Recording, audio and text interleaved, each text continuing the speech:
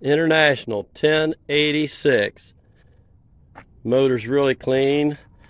Just a little bit of fuel. It looks like the fuel actually the leaks around the primer seal. Just that little tiny gasket, little O-ring. Motor's clean. Axles are tight. Paint's good. Good rubber. She's got rear weights. Got 540 and 1000 PTO. Dual remotes. Top link.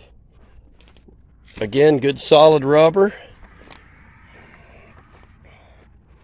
It fires right up. No smoke. No.